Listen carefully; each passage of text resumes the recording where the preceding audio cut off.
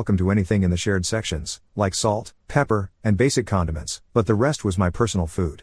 She asked if I could spot her some money for groceries, and she would pay me back when her client paid her. I explained that lending money to roommates can make things awkward, especially when there's no clear timeline for repayment. I suggested she could ask her friends or family for help, or maybe pick up some extra freelance work. The social dynamics have been interesting too.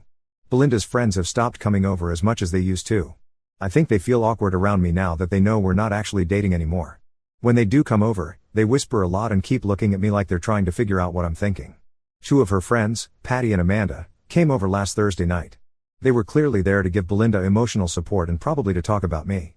I said hello when they arrived, then went to my office to work. I could hear them talking quietly in the living room for about 2 hours. When they were leaving, Patty stopped by my office door and asked if she could talk to me for a minute. She said Belinda was going through a hard time and asked if there was any way we could work things out. She said Belinda really cares about me and maybe just got scared about the commitment. I told Patty I appreciated her concern, but Belinda had been very clear about not being in love with me anymore. I said I was respecting Belinda's honesty and trying to be a good friend by not putting pressure on her to change her feelings. Patty looked frustrated and said that wasn't what she meant. She said sometimes people say things they don't really mean when they're stressed or confused. I asked Patty if she thought Belinda was lying when she said she wasn't in love with me. Patty didn't have a good answer for that. The conversation with Patty made me realize that Belinda's friends are trying to fix something that Belinda herself said was broken. They're treating this like a temporary relationship problem instead of the permanent change in status that Belinda requested. I've been going out more in the evenings. I joined a hiking group that meets on weekends, and I've been going to the gym consistently.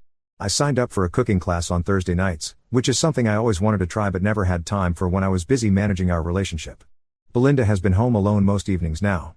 She used to have plans with friends several nights a week, but that seems to have dropped off. I'm not sure if it's because she can't afford to go out as much, or if her friends are less available now that she doesn't have a boyfriend to help coordinate group activities. I found an apartment I really like. It's a 1-bedroom place about 15 minutes closer to my office, with a great kitchen and a small balcony. The rent is actually less than what I'm paying now because I won't be splitting a 2-bedroom. I haven't signed anything yet because I want to give Belinda enough notice to figure out her own housing situation. She still hasn't asked me about the lease renewal, even though it's coming up in 6 weeks.